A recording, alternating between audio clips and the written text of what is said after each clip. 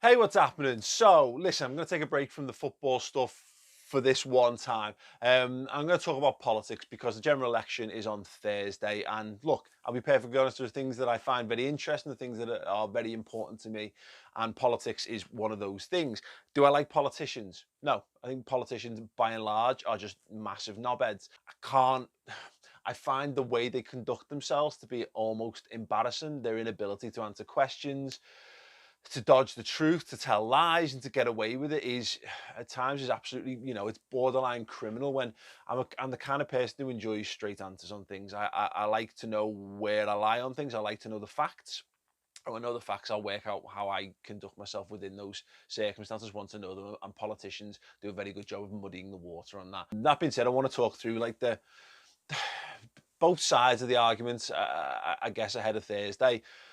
Now, obviously, this is becoming a bit of a clash of the cult of personalities. You've got Jeremy Corbyn for Labour on one side, you've got Boris Johnson on the other, and you've got someone for the Lib Dems. And I'm going to be honest, I'm not going to sit here and tell you who to vote for. That's not up to me. That is up to you who you choose to vote for. All I would ask is that if you have the ability to vote, that you use that ability to vote, because every single vote does count and everything can be done to shape the future of this country and the lives of everyone that lives within it. And I'm dismissive first and foremost off the bat. I can't tell you who to vote or who not to vote for, but I've once voted. In fact, I voted several times for the Liberal Democrats in my life. Back in the day when I was a younger man, I was in my very late teens, early 20s, or whatever. For me, I thought we'd had years and years of Conservatives in the 80s and into the 90s, Labour government in the 90s, and things didn't seem to be particularly great. There's always things wrong with the country. There's always going to be people are always going to struggle, basically. And I thought the Liberal Democrats might present a decent alternative to all that. And when they came to the general election and Nick Clegg was running, that was the platform that he ran on, was I'm not like these guys before. The Liberal Democrats are something different. We're going to provide an alternative way of doing things. And I thought some of the rhetoric that they came up with really, really spoke to me as a young man, having just been a student and what have you. And Nick Clegg took my vote and handed it over to the Conservatives and put a Conservative Lib Dem coalition in power, which was not what I voted for ultimately, but ultimately it's what I ended up voting for. So I personally could never trust the Liberal Democrats with a vote again, and a number of issues in which they stand for these days I simply don't agree with. But so I won't waste time on the Lib Dems. I think the only way in which you should be voting for the Liberal Democrats in this election is if you're going to use your vote tactically, and that's in order to unseat someone from the Conservatives or someone, look, ultimately from the Labour Party, if that's the way you're inclined. My issue with this, the way this has been conducted, I think do I think Labour are great? Look, both people know that I'm largely left-leaning as a personality. I just am. I'm from Liverpool. Liverpool is a very left-leaning city. It's a very, inclusive city. It's a city that watches each other's backs, and the fundamental tenets of socialism is to take care of those less fortunate than yourselves and those around you. Um, so I have that, but also in my time, I'm a business owner. I've been self-employed. I've set up numerous businesses, and the Conservatives are known for being the party that backs business. So there are, look, I think the idea that anyone is 100% one way or the other is a bit false. This is not football. It's not black and white. It's not my team is good, your team is bad. There are shades of grey within this. There is a spectrum from hard left to hard right. And most of the Labour and the Conservatives, they fluctuate. Tony Blair's Labour came very, very central. Generally speaking, if you want to be elected, you kind of have to centralise a little bit. But of course, we're living in a world of absolute madness now, where I think we're seeing increasingly, a rise of the far right, and I guess some people would look at a rise of the far left to some extent as well as rising up to meet it. I don't think extremes of anything are ever the right answer. I think there is often a middle ground to be found in things, and I think ultimately in this general election, what it is about finding the key core principles that are central to your beliefs. What is it you stand for as a person, and which party best represents those? And if you come down to it as well, it might boil down to a straight fight between who do you like more, Jeremy Corbyn or Boris Johnson. Now, what I don't like about conservatism is I feel that it's what I don't like about society in general. I think it's very isolationist in some regards. I think we live in a very isolationist society. I think we've got mobile phones that connect us to a wider world. We've got access to the internet. We can be in contact with people, but we're far less in contact with the people next door to us. I think it promotes locking your doors and drawing the blinds down. And I think what you find a lot, and you're seeing some of this rhetoric coming from Boris Johnson and what have you, and feeding into the Brexit thing. And look, whether you voted Leave or Remain, there are people who voted Leave because ultimately they don't like foreign people. And I'm not saying that everyone who voted Leave feels that way. I am not in any way, shape, or form suggesting that. But it's true to say that is a true fact to say that there's people who hate foreign people voted because they feel that less foreign people will come into the country. I think we can all largely agree that's the truth. But you're seeing a lot of that kind of stuff being spouted from Conservatives, and I think Boris Johnson will say ultimately absolutely anything to get himself in power. But him playing on that fear doesn't sit very right with me. Also, I think one thing that I mean, look, he doesn't strike me as a very nice person. Some might say that's, do you need to be a nice person to run the country? I don't know, but I think you need to have you have to have a decent moral compass. And I'm not sure it's one that he possesses. One thing that I don't think stands in his favour is swerving party leader debates, swerving the BBC debates. And I've seen the counter argument to this is, well, look, they're in the front running. All the pre-voting tallies and what have you, and all the polls that are being done say the Conservatives are on track to win this election. He's only going to damage himself. Well, that's not a counter argument to it, really, is it? That's just saying this guy's not fit. If he's not capable of going in front of a hard interviews the way everyone else has, then why? Well, it's a smart tactical move. Is it? I mean, yeah, look, again, if you're going to strip it back from a pure, again, cold-hearted thing, yeah, could he cost them the election by doing it? Yeah, he absolutely could. But if you're also admitting that that's the case, why the fuck do we want this guy in charge of the country? That's my basic argument on that one. Flip over to Jeremy Corbyn. Does he stand for everything that I stand for? No, I don't think so.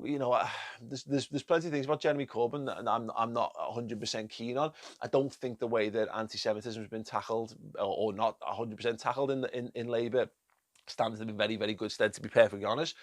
And I don't want this to be a case of, he said, she said, but there's fucking horrible people in both them parties. That's the problem. That's the problem we've got with politics. It's not, if it was one person and it was their ultimate guiding philosophy, then it'd be, I'm not talking about a dictatorship. Yes, be careful with that one. But the point is that you've got, the parties are made up of tons of people from tons of different backgrounds. There's horrible people, there's horrible Conservatives, and there's horrible people in the Labour Party. There is no good and true evil in this. There are only shades of grey.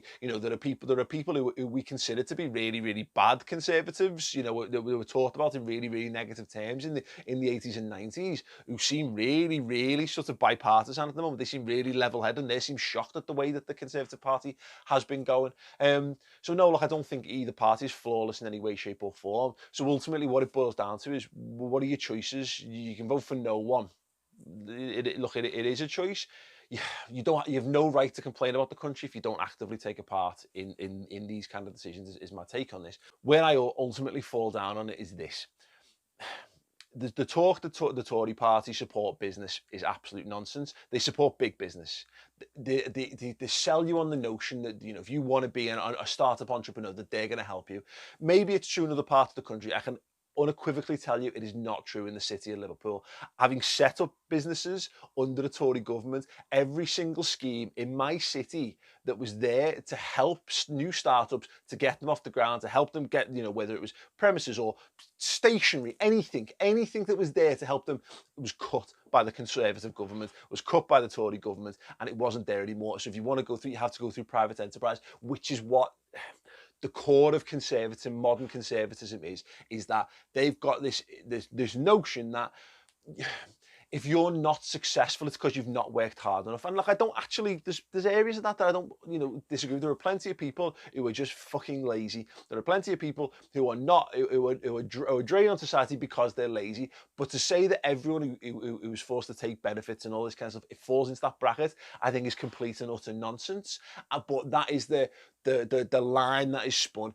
It's made out as though there's something sort of aspirational about being a Conservative, though somehow you are perceived as being a bit richer, a bit more intelligent, a bit smarter, whatever. Whereas if you vote Labour, you're seen as a bit of an unwashed mass or whatever, which again I just think is a bit of a nonsense.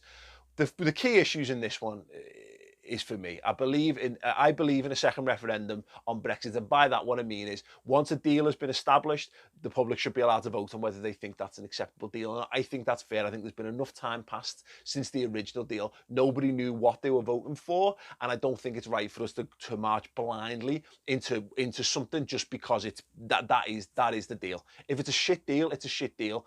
That's business. That's simple business. Don't accept a shit deal just because it's the only deal on the table. You've got to find other ways of dealing with it. If it's not a good deal, it's perfectly acceptable to walk away and have another rethink. And the biggest issue for me is nationalisation, and it's something that the Labour Party are very keen to push. The Conservatives are happy to sell things off because they can see what a drain it can be on society to have to manage and maintain things like the post, the rail, or everything in between. For me, again, as a business owner, I look at and the NHS, of course, is the massive crux of this as well. I look at the NHS, and the NHS should be the single key, issue almost in the vote as well. The NHS doesn't have enough money to fund it, and people are saying, well, what we need to do is stop having people come into this country using the NHS. And maybe there's a degree, maybe that is fair. For me, I look at the NHS and look at the things that are being sold off of the NHS.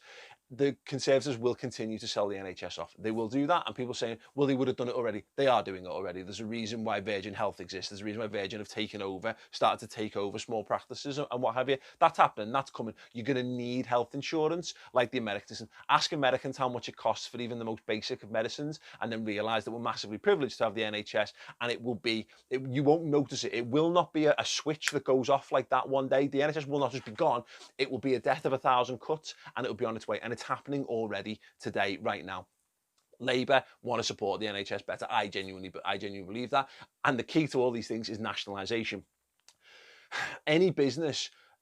Every business needs money. It needs things that it sells to bring money in. And for me, the very microcosm example of this is NHS car parks. The car parks of NHS hospitals have been sold off to private firms. That's why it costs a fortune to park at lots and lots of hospitals. That money doesn't now go to the hospitals. That goes to private firms. The cafes within hospitals, that money goes to the private firms. Now, it sounds stupid that these are very small things, and that's why I'm calling it a microcosm. But look at that in a wider sense. Look at all of the assets that how is a country supposed to make money if it sells off all the things that make money? I hear people who remember the rail being nationalised and saying it was terrible and whatever. That was the 80s. Everything's moved on since then. Technology's moved on since then. We were playing Atari consoles and having mobile phones that were this big and what have you. Everything is better technology-wise and in terms of staff training-wise and all those things. So I get the fears of people who live through it, but the rule of thumb in business is this. If a private business wants to own something, there is value in that thing. Virgin do not want to buy the trains. They do not want to buy the health service if there is not value in it.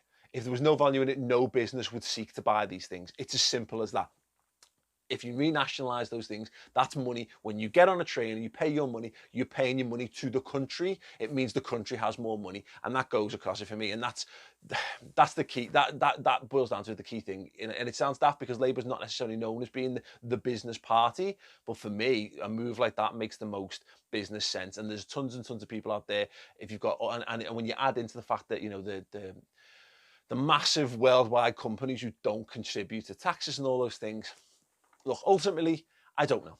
I don't know whether everyone's lying, because there's plenty of basis to say that every single politician is not to be trusted. But if you're going to vote, you're going to have to put your trust in someone. And personally, my trust is going to go into the Labour Party. I'm going to vote for Labour. I'm going to vote because I believe in Jeremy Corbyn and I believe in the Labour Party more than I believe in Boris Johnson and the Conservatives. Not because I believe Labour is perfect, not because I believe Corbyn is perfect, but I believe they are the better, safer option for the future. Some may not agree with me in that regard, and that is, I say it again, that is entirely up to you. Please vote with your heads as well as your hearts. Do your research. You've got some time. Find out what those parties stand for and which of those key things most vibe with you. What do you stand for as a person, and choose that way. But yeah, look, it's massively important that you get out there. I know there's a lot of younger people who watch this. It's a new generation. We're voting for well, I'm not old. We're voting for our future here. There's an older generation who don't give a fuck.